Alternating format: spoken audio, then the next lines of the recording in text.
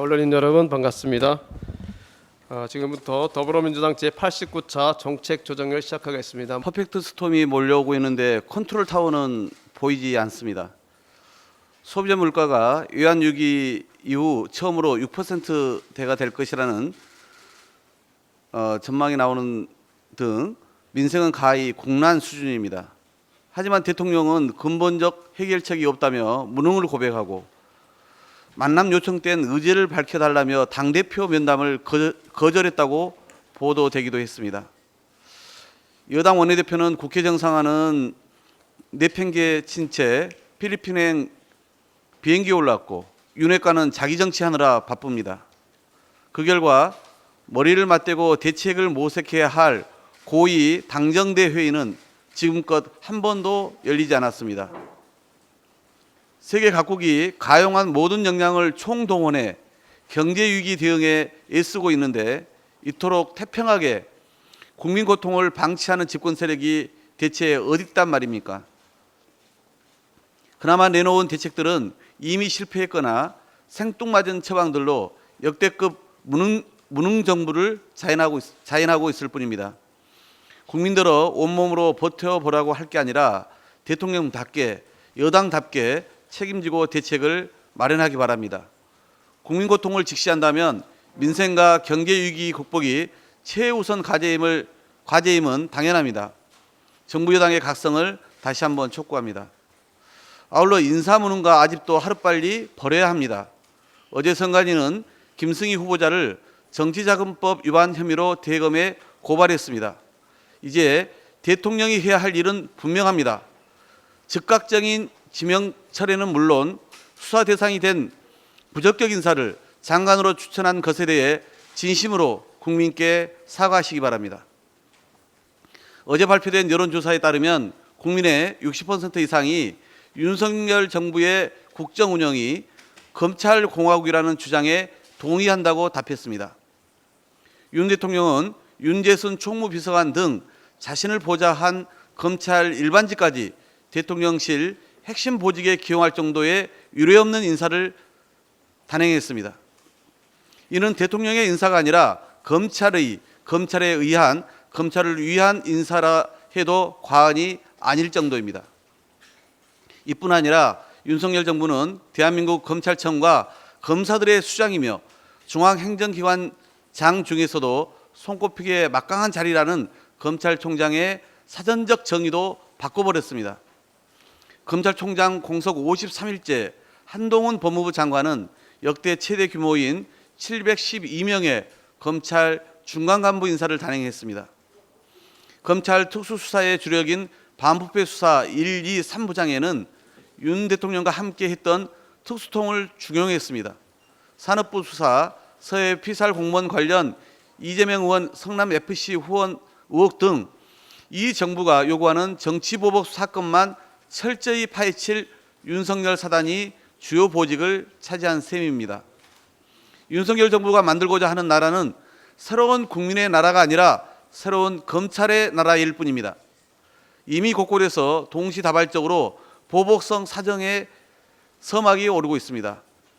사퇴를 종용했다고 전 정권을 무리하게 수사하면서도 눈 하나 깜짝하지 않고 임기가 정해진 국민권익위원장, 방송통신위원장, KDI 원장 등 국책연구원장까지 모두 쫓아내려 합니다. 선거가 끝나기 무섭게 야당 당선자와 단체장들만 골라 압수수색에 나섰습니다. 하지만 우리 국민은 야당만 골라 탄압하는 내로남불 수사를 절대 용인하지 않을 것입니다. 국민과 함께 윤석열 정권의 검찰공화국 야욕을 반드시 막아내겠습니다. 바쁜 특사 일정에도 권성동 국민의힘 원내대표가 사법개혁 특위를 받을 수 없다는 입장을 어제 SNS에 올렸습니다. 저를 비롯해 많은 사람들은 여야 당초 합의대로 지난 5월 초 사법개혁 특위의 구성을 민주당이 국회 운영위와 본회의에서 처리하려고 할 때 권 대표가 사법개혁 특위는 후반기 원구성 때 같이 하자고 거듭 강조했던 것을 똑똑히 기억하고 있습니다. 비록 국민의힘이 의장 중재안을 파기하고 불참해서 야당들만 의결했지만 후반기 원구성 때는 사법개혁특위의 가동에 협조해 주겠다던 권 대표의 말씀이 사라지는 것은 아닙니다. 아무리 화장실 들어갈 때와 나올 때 마음이 다르다지만 본회의에서 의결된 사개특위 구성 결의안이 마음에 들지 않는다고 민주당이 협상의 새로운 조건을 내세운 것이냐 호도하는 것은 참 나쁜 정치입니다. 집권여당 원내대표가 이처럼 오락가락하는 배경에 행여 또다시 소통령 한동훈 법무부 장관이 있는 건 아닌지 우려스럽습니다. 양당구청에서 추임받고 의장과 여야 원내대표가 서명한 합의도 당시 한동훈 장관 후보자 전화 한 통화에 휴지 조각이 되었습니다. 2차 권력기관 개혁 법안이 국회를 통과했을 때 검찰은 헌재 권한쟁의 심판 청구를 예고했습니다.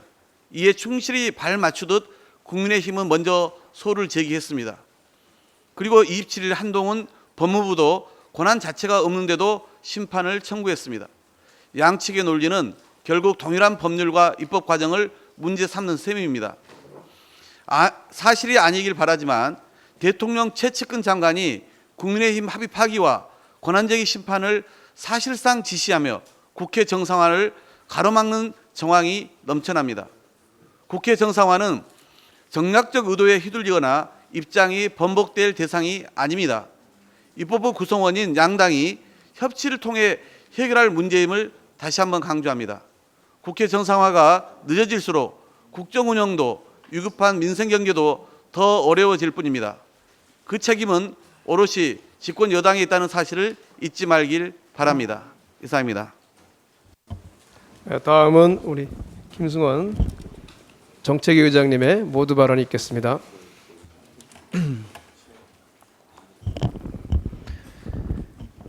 제주 한 달 살이를 떠난다며 학교를 나섰던 10살 조양은 끝내 학교로 돌아오지 못했습니다. 삼가 조양과 그 가족의 명복을 빕니다. 차제의 조양 가족이 극단적 선택을 하지 않도록 하는 사회 안전망에 구멍은 없었는지 되돌아봐야 하겠습니다.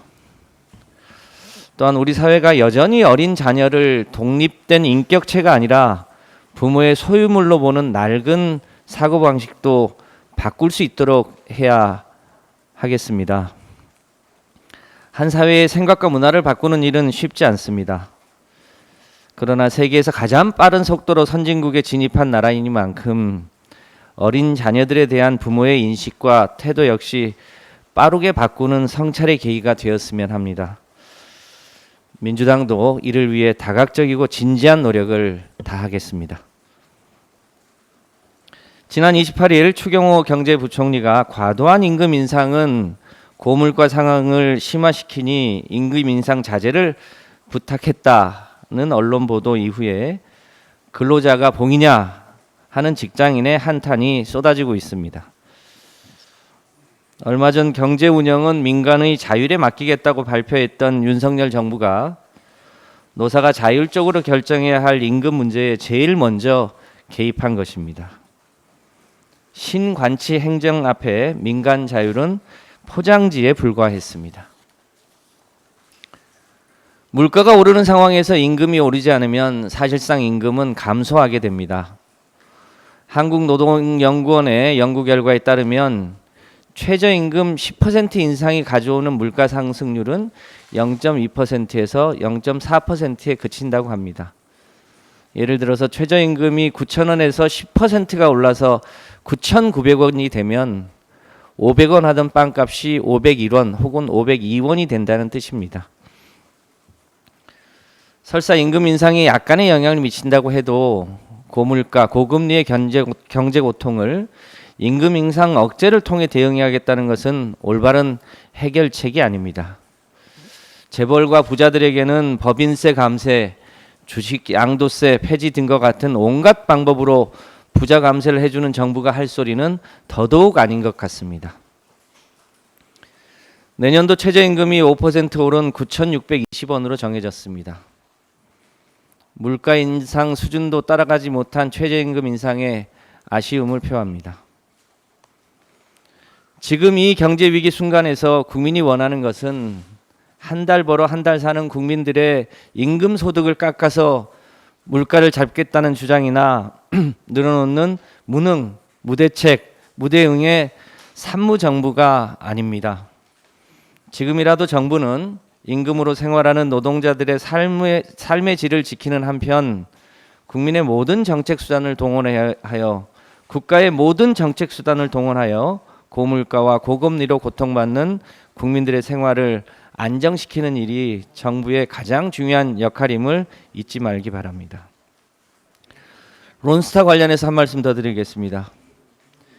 미국계 사모펀드 론스타가 우리 정부를 상대로는 6조 원대 국제분쟁 소송 사건 중재재판부가 29일 절차 종료를 선언했습니다. 이로써 올해 말 10년간 이어져 온 론스타 관련 국제소송이 마무리될 전망입니다.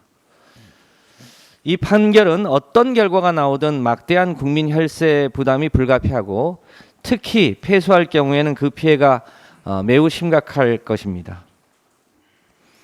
론스타는 외환위기 이후 2003년 외환은행을 인수하고 2012년 한국을 떠나기까지 엄청난 이익을 챙기고도 국제소송을 통해 더 큰 이익을 챙기려 하고 있습니다. 이 과정에서 한독수 국무총리와 추경호 부총리 등 윤석열 정부의 주요 인사들이 당시 론스타의 먹튀 과정에서 이를 돕거나 방조했다는 논란이 끊이질 않고 있습니다. 론스타가 애초 국내 은행 매입 자격을 갖추지 못했는데 론스타와 금융당국이 이를 숨기고 외환은행을 매입했다는 것입니다. 관련해서 정부는 당시 제기되었던 각종 의혹에 대해 사실관계를 정확히 밝힐 필요가 있습니다.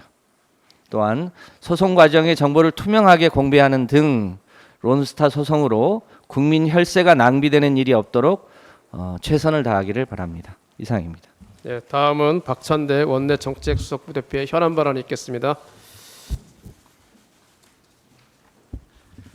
국민의힘 신상진 성남시장 당선자와 인수위원회가 월권을 넘어 수사기관 흉내를 내면서 불법 행위까지 서슴없이 자행하고 있습니다. 8기 성남시 인수위는 민선 567기 시장이 사용하던 공용 휴대전화의 통화 기록을 공무원에게 제출하라고 했습니다. 이재명, 은수미 전 시장의 통화 기록들입니다. 직접 자료를 수집해 수사기관에 넘겨 처벌받도록 하겠다며 전임 시장과 공무원들을 잠재적 범죄자로 취급한 것입니다. 심지어 법원 선고가 끝난 특정 정치인의 관련 자료까지 제출하라고 억지를 부리고 있다고 합니다. 월권이며 명백한 불법으로 정치 보복 행위입니다. 공용 휴대전화의 통화 기록 조회도 사용자의 동의 등의 법적 절차가 필요합니다. 공무원을 압박해 통화 기록을 보겠다는 것은 불법적 자료 수집에 해당됩니다. 대통령직 인수위가 전 대통령과 청와대 인사, 장차관 등의 통화 기록을 다 살펴봤다는 얘기는 들어보지 못했습니다. 지방자치법 시행령 48조는 감사 또는 조사는 개인의 사생활을 침해하거나 계속 중인 재판이나 수사 중인 사건의 소추에 관여할 목적으로 생산하지 못하도록 하고 있습니다. 신상진 당선자와 인수위는 현재 성남시의 재정과 행정 전반을 살펴보고 당선자가 시민께 약속한 미래의 성남시를 어떻게 만들지 구상하기에도 시간과 에너지가 부족할 것입니다. 그런데 성남시정을 책임지라고 뽑아줬더니 완장을 차고 수사기관 흉내를 내고 있습니다. 오만한 국민의 힘과 윤석열 검찰공화국이 있어 가능한 정치보복입니다. 윤석열 정부의 검찰공화국 여파가 기초단체장의 역할에까지 나쁜 영향을 미치고 있습니다. 1991년 재출범한 지방자치 역사 이래 이런 단체장과 인수위는 없었습니다. 금도에 벗어난 정치행위는 반드시 심판을 받게 됩니다. 국민의 힘과 신상진 당선자는 명심해야 할 것입니다. 이상입니다. 네, 다음은 신정훈 원내 선임 부대표의 현안 발언이 있겠습니다. 한동훈 법무부 장관 취임 다음 날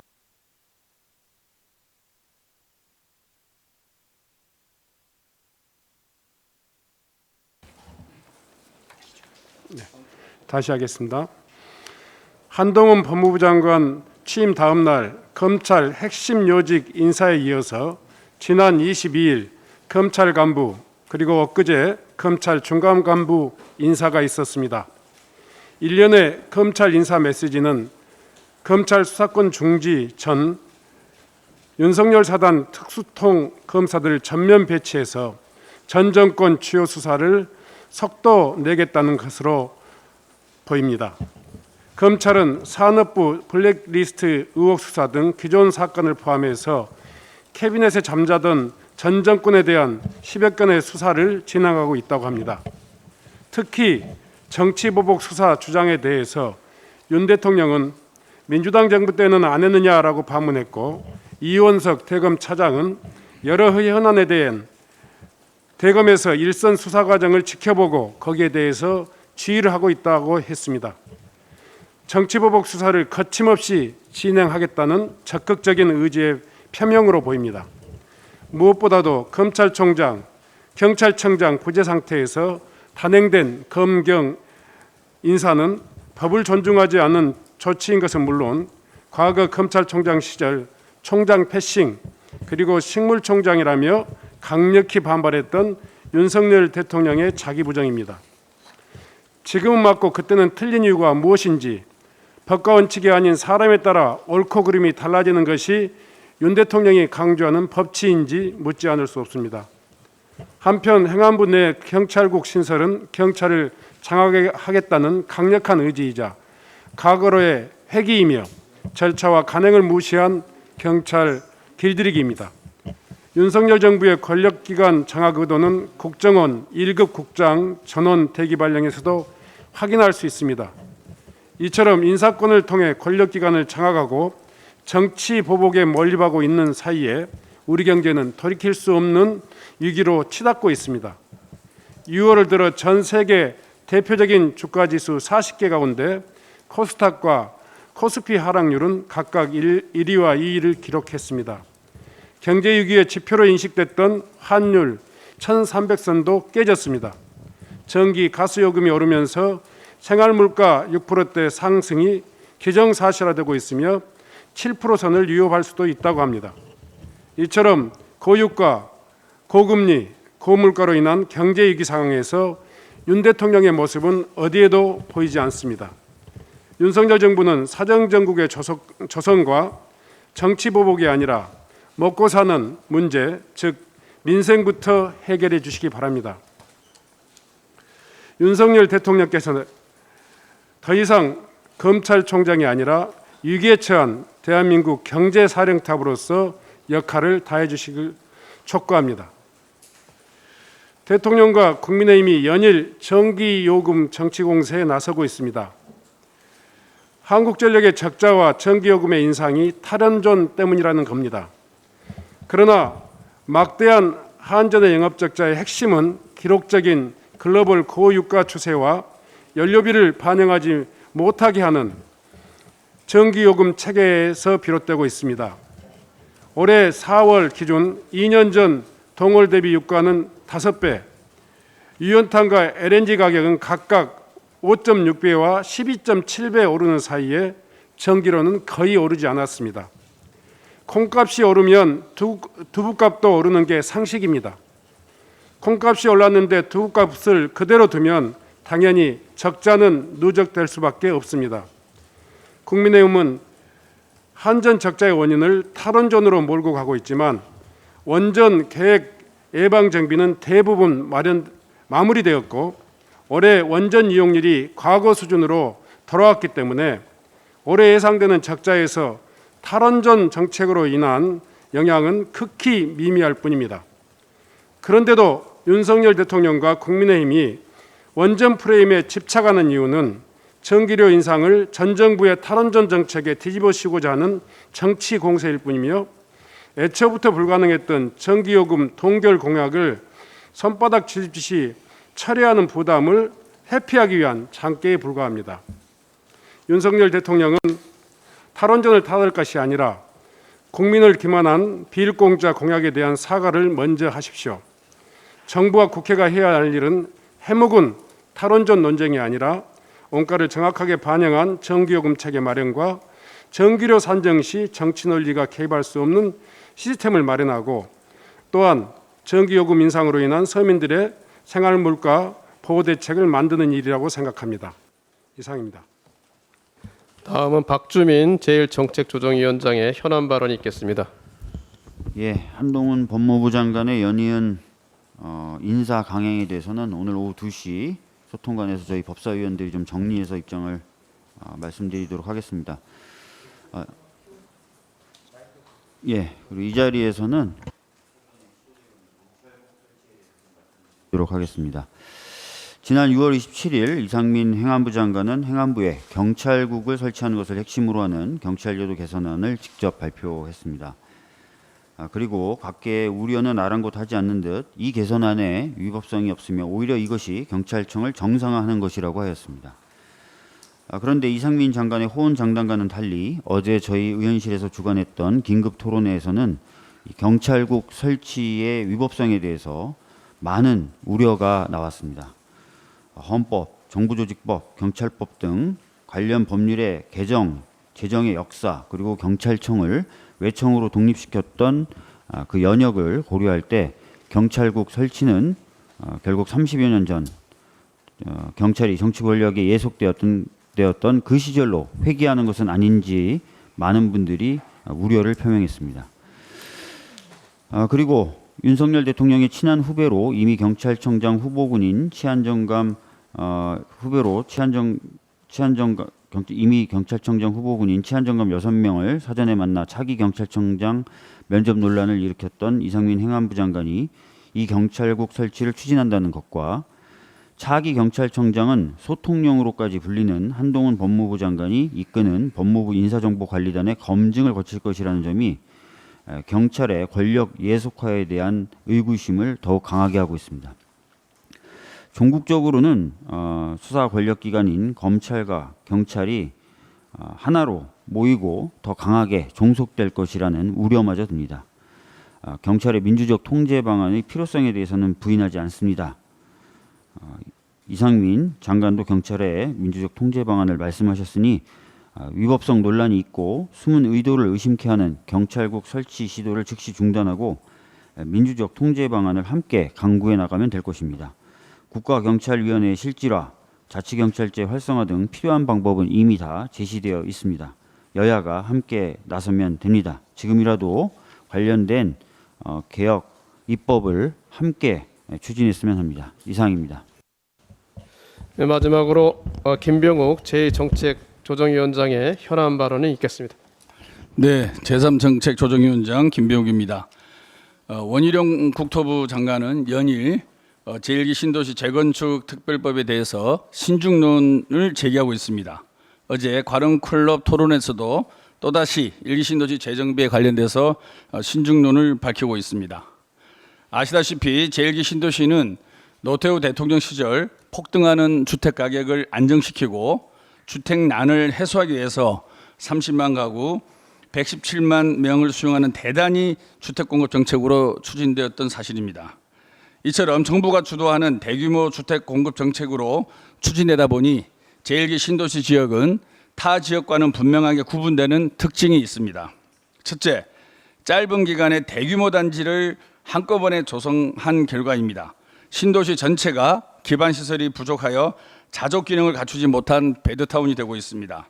이런 탓에 서울로 출퇴근하는 인구가 집중되면서 매일 심각한 교통난을 겪고 있습니다. 둘째, 급하게 대규모의 공사를 진행한 탓에 일부 주택의 경우 바다 모래를 사용하는 등 안전상 문제를 갖게 되었고, 그에 따라서 주택이 빠르게 노후화가 되고 있다는 문제점을 안고 있습니다. 지하 주차장 부족으로 주차난도 심각해지면서 이에 대한 주민 불편도 상당합니다. 이렇듯 정부 주도로 조성된 제1기 신도시가 30년이 지나 심각한 문제점을 겪고 있는 만큼 지금 시점에서는 당시 개발을 주도했던 정부가 직접 나서서 문제를 해결해 나가야 할 의무가 있는 것입니다. 용적률을 비롯한 건축 규제 완화는 결코 특혜가 될 수 없는 것입니다. 지난 1월 16일 윤석열 대통령 후보는 제1기 신도시 5곳은 입주 30년이 지나 업그레이드가 꼭 필요한 지역으로 사업 촉진을 위한 특별법을 만들어 용적률 상향을 비롯한 다양한 정책을 수립함으로 인해서 충분한 공급이 이루어지도록 하겠다라고 말씀하셨습니다. 하지만 원희룡 장관은 이러한 윤 대통령 공약을 깡그리 무시하고 1기 신도시 재정비 민간 합동 전담 조직만 만들어 놓고 연일 신중론을 펴면서 시간 끌기를 하고 있습니다. 어제 관훈클럽 인터뷰에서도 원희룡 장관이 말씀하신 것이 이 만들어진 TF에 가이드라인을 제시한 것이 아닌지 의심스럽습니다. 결론적으로 윤석열 대통령의 제1기 신도시 특별법 제정 공약이 빌공짜 공약이라는 것을 스스로 자임하는 모양새가 되고 있습니다. 이 모든 게 윤석열 대통령과 원희룡 장관이 짜고 치는 고스톱이 아닌지 의심스럽습니다. 다행히 최근 수도권 지역의 집값이 꾸준하게 하향 안정세를 유지하고 있습니다. 따라서 지금이야말로 이 법을 논의해야 될 적기가 아닌가 생각하고 있습니다. 제1기 신도시 개발은 서울 인근에서 추가 부지의 매입 없이 양질의 주택을 공급할 수 있는 점에서 아주 긍정적 효과도 많이 가지고 있습니다. 이제는 조속히 국회 원구성을 마무리하고 해당 상임위에서 1기 신도시를 비롯한 노후 신도시 특별법들에 대한 논의를 시작해야 됩니다. 이게 바로 민생 국회입니다. 그리고 원희룡 장관은 분명하게 입장을 표명해야 할 것입니다. 윤석열 대통령의 제1기 신도시 재정비 공약에 대해서 조속하게 추진하겠다는 입장을 밝히기 바랍니다. 만약 원희룡 장관의 추진 의지가 없다면 100만 제1기 신도시 주민들에게 철저하게 외면받게 될 것임을 경고합니다. 이상입니다. 네, 감사합니다. 마지막으로 제가 간단히 말씀드리고 동계를 마치겠습니다. 우리나라의 발전을 위해서 윤석열 정부는 고민을 하고 정책을 결정하길 바랍니다. 발전을 위한 길은 쉽지 않습니다. 사회적 이해관계가 겹쳐있는 사안에선 더욱 그렇습니다. 사회적 이해관계가 있는 사안에선 조정이 필요합니다. 그리고 오랜 협의가 필요합니다. 이렇게 이룬 합의가 비로소 사회를 발전시키는 것입니다. 주 52시간은 2010년도 오랜 노사정 협의 끝에 과로사회를 피하고 1800시간 노동을 달성하기 위해서 이루어졌던 합의를 근반으로 했고, 이 합의는 2015년에 다시 확인됐습니다. 52시간이 결정되기까지는 2018년부터 2022년까지 국회에서의 오랜 논의 과정이 있었습니다. 이러한 논의 과정을 도외시하고 일방적으로 한쪽 이해관계자의 말만 믿고 그 오랜 과정을 번복하는 것은 이것은 사회 발전을 이룰 수 없는 길이고 오히려 사회를 후퇴시키는 길입니다. 이해관계 조정을 할 수 있는 기관이 바로 국회입니다. 국회에서 빨리 이런 문제에 대해서 사회 발전을 이룰 수 있는 다양한 이해관계 조정을 이룰 수 있는 장이 열려야 됩니다. 국민의힘은 조속히 국회를 정상화하고 윤석열 정부는 국회를 존중하면서 정책 결정해 주기를 부탁을 드리겠습니다. 이상으로 공개회를 마치겠습니다. 언론 여러분들 협조 부탁드립니다. 제가 늦게 죄송합니다.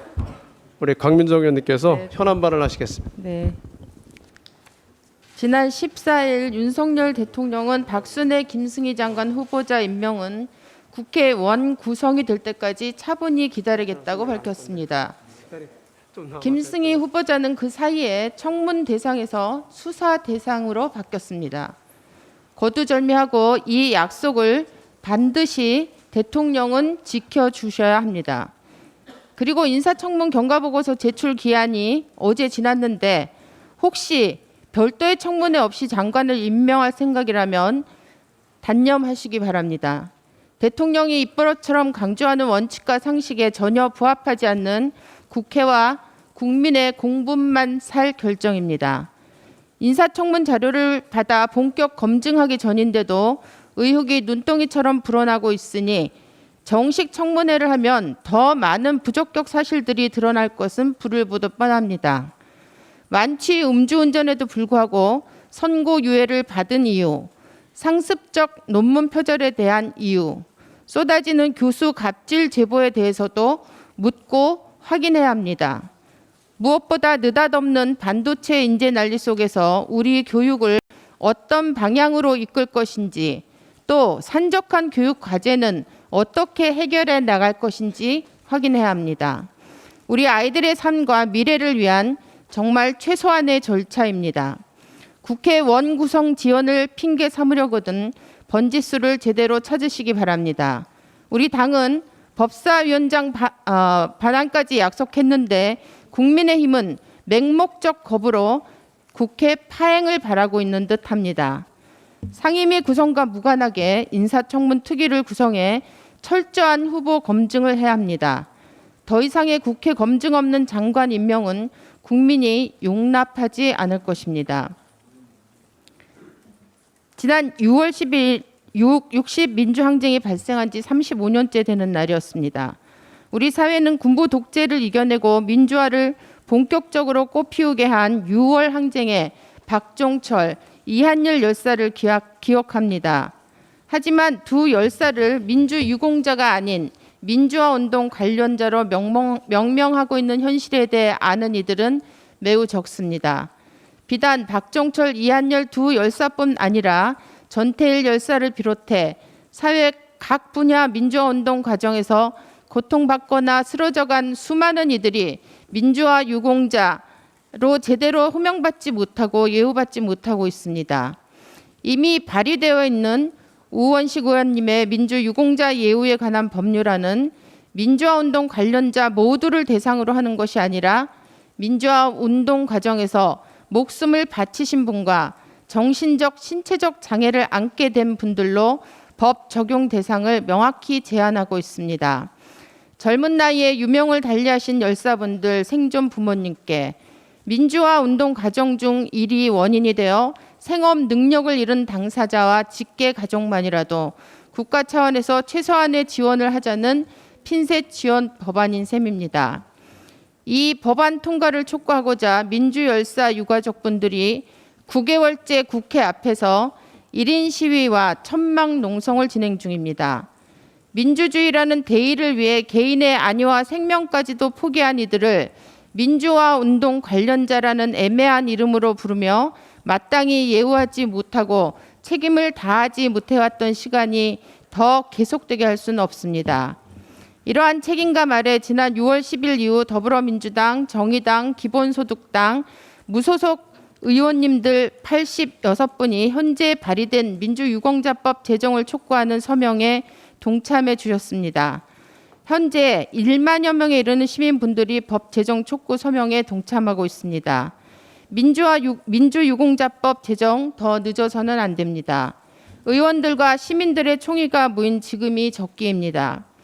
무소불위 검찰 권력 앞에 우리 사회의 민주주의가 흔들리고 있는 지금 민주 열사들의 정신을 되새기고 그날의 민주주의 정신을 다시금 바로 세우기 위해 민주유공자법 제정에 힘을 모아야 할 때입니다.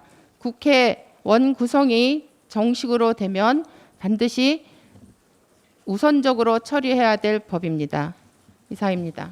이제 김승희 후보자는 대검에 수사 의뢰가 들어가 있습니다. 또 박순애 후보자 역시 다양한 문제들이 지금 속출하고 있고 또 갑질 문제까지 나온 것으로 알고 있습니다. 지금 검찰공화국으로 가고자 하는 그 윤석열 정부 그리고 법무부의 행태, 검찰총장 없이 53일째 검찰 내부 인사가 이루어지고 있습니다. 상당히 이중잣대의 이런 모습들을 보면서 국민들께서 개탄하실 것 같습니다. 그리고 선거 후 야당 당선자들과 야당의 단체장들만 선택적으로 수사를 하고 있는 이런 검찰 그리고 사정기관의 이중잣대에 대해서도 문제가 많다라고 말씀하셨습니다. 그리고 사개특위 관련해서는 지금 뭐 권한쟁의 심판 국민의힘에서 소를 제기한 이후에 합의안을 지키지 않고 본인들이 사개특위 구성과 관련해서 안에 담고 요구를 했던 주체였음에도 불구하고 권한쟁의 심판을 내고 또 한동훈 법무부 장관이 당사자성이 없는데도 불구하고 권한쟁의 심판 소를 냈다라는 거에 대해서 상당히 유감스럽다 이런 말씀을 드리겠습니다. 그리고 이제 오늘 최저임금 내년도 최저임금이 9,620원 5% 상승을 했습니다. 관련해서 실질 임금이 하락하는 물가 상승이 워낙에 가파르게 치솟고 있는 상황에서 우리 직장인들 일하는 특히나 최저임금을 임금으로 삼고 있는 취약계층의 노동자들께서는 실질 임금 하락으로 이어지는 이런 상황에 있어서 좀 안타깝다 이런 말씀을 드리고요. 정부의 대책이 필요하다 이런 말씀을 드리겠습니다. 그리고 추경호 장관의 재계 미팅 관련해서 임금 동결을 유인하는 듯한 가이드를 주는 듯한 발언은 매우 부적절한 발언이다 이렇게 말씀드리겠습니다. 기타 혹시 궁금하신 거 있으시면 질문해 주시기 바랍니다. 혹시 의총 안건은 그 비공개 회의 때 얘기 나왔을 것 같은데 좀 어느 정도 정해진 건지. 네, 의총 안건은 7월 1일 저희가 본회의 소집 요구를 했고 본회의 소집 요구와 관련된 내용을 의원님들과 논의를 하고요. 그리고 본회의가 이제 진행이 된다라면은 이제 우리가 앞으로 어떤 이제 그 내용들을 논의를 할 것인지 의원님들의 의견을 듣는 자리가 될 것 같습니다. 1일날 본회의 소집은 그대로 강행한다는 네, 저희가 7월 1일 본회의 소집 요청을 했고 국회법 14조, 18조에 따라서 사무총장이 본회의 소집 공고를 하면은 저희 7월 1일 2시에 의원들이 본회의장에 이제 입장을 할 것입니다. 과반수 이상 입장이 되면은 회의 성원이 되는 것이기 때문에 그러면 임시의장을 선출하고 또 임시의장이 국회의장을 선출하는 그런 과정이 국회법에 따라서 진행이 될 예정입니다. 오늘 그 의총에서 뭐 전당대회 관련해서도 논의가 조금 될까요? 오늘 안건으로는 전당대회 안건은 따로 없습니다. 만약에 1일 날에 새벽에 권성동 원내대표 돌아오고 나서 협상이 좀 진전되면 1일 본회의 안 할 수 있나요? 저희가 본회의가 열리기 전까지 국민의힘과 협상의 문은 열어놨습니다. 원내대표, 여당의 원내대표는 국회를 정상화시켜야 될 의무가 있고 또 국회에서 야당과 논의를 통해서 민생을 돌볼 의무가 있습니다. 꼭 특사로 가야 됐는지 의문이긴 합니다. 저희 언제까지 뭐 기다릴 수만 없지 않겠습니까? 다만 저희가 그 본회의 전까지는 언제라도 국민의힘이 여당답게 저희가 법사위 위원장을 그렇게 목을 메고 달라 하셔서 법사위원장을 통 크게 양보를 했습니다. 그렇다면 기타 이후 진행되어야 될 협의에서 여당답게 의논하는 모습을 보여줬으면 좋겠습니다. 또, 네. 아직까지는 특별히 수석회동이 예정되어 있지는 않습니다. 국민의힘에서 사무총장은 본회의를 개의할 권한은 없다라고 했는데 여기에 대한 민주당 반론이 어떻게 되시나요? 사무총장이 의장이 공석일 때 본회의 공고를 할 권한이 있습니다. 국회법 14조, 18조에 14조에 분명하게 나와 있고요. 본회의가 열리면 거기에 우리 의원들이 본회의장에 참석하는 거고요. 의원들이 참석하면은 이제 과반수 이상 성원이 되면은 본회의가 시작이 되는 겁니다. 그래서 국민의힘의 주장은 국회법을 전혀 모르는 그런 잘못된 주장이라는 점을 말씀드리겠습니다.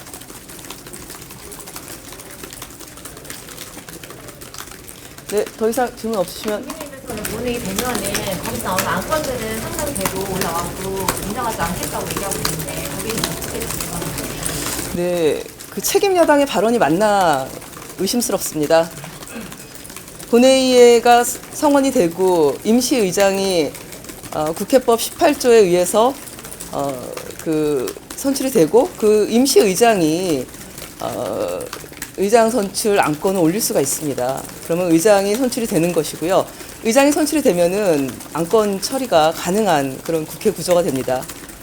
그래서 저희가 함께 논의하자라고 이렇게 통 크게 법사위원장 내주고 길을 열어놨는데 협상 당사자가 자리에 안 와 있는 지금 형국입니다. 본회의에서 일단 그 국회의장 말고 다른 안건도 고려 중인 게 있으실까요? 현재는 다른 안건이 특별히 고려 중인 건 없습니다. 네, 여기까지 하도록 하겠습니다. 네, 감사합니다. 늦게 와서 그런데 브리핑 내용만 한번 다시 브리핑 내용이요? 네, 오늘 더불어민주당 정책조정위원회 회의가 있었습니다. 오늘 박홍근 원내대표께서는 현재 가파른 이 물가 상승 그리고 이런 문제들로 인해서 민생은 국난 수준이다. 정말 참담하기 그지없는 우리 국민들의 어려움에 대해서 정부가 대책을 세워야 되는데 지금 제대로 된 대책이 없는 이 무능한 정부에 대해서 대책을 제대로 좀 세워봐라 이렇게 말씀을 하셨고요. 그리고 대통령 부적격 장관 인사와 관련해서 사과해라. 지금 김승희 후보자 같은 경우는 대검에 고발 조치가 됐죠. 그리고 박순애 후보자 역시 여러 그 문제들이 많다. 의혹들이 불거지고 있습니다. 그리고 검찰공화국 검찰총장 없이 공석인 지금 53일째입니다. 총장 없이 그 검찰 인사가 상당히 많이 진행이 되고 있는데요. 이런 부분들에 대해서 제대로 된 게 아니지 않냐. 이중잣대를 확실하게 대고 있는 윤석열 정부 그리고 한동훈 법무부 장관에 대해서 비판했습니다. 그리고 대선 지선 후에 그 야당의 당선자들 그리고 단체장들만 선별적으로 지금 수사를 벌이고 있는데 이런 그 사정기관의 이중잣대에 대해서도 비판을 했습니다. 그리고 사개특위 관련해서는 권한쟁의 심판과 관련해서 국민의힘이 소를 제기했죠. 그런데 법무부 한동훈 장관도 소를 제기했는데 법무부 장관은 자격이 없습니다. 소를 제기할 수 있는. 그리고 추경호 장관 같은 경우는 그 최저임금 노사정 합의체와 다름없는 최저임금위원회가 한참 협상 중인데 그때 재계를 만나서 임금 동결을 주문하는 듯한 발언을 했습니다. 이렇게 최저임금 가이드가 될 수 있고 임금교섭은 노사 간의 고유한 권한 아니겠습니까? 헌법에서 보장했습니다. 근데 이런 문제에 대해서 장관이 가이드를 주는 것은 매우 부적절하다. 네, 이 정도 말씀을 했습니다.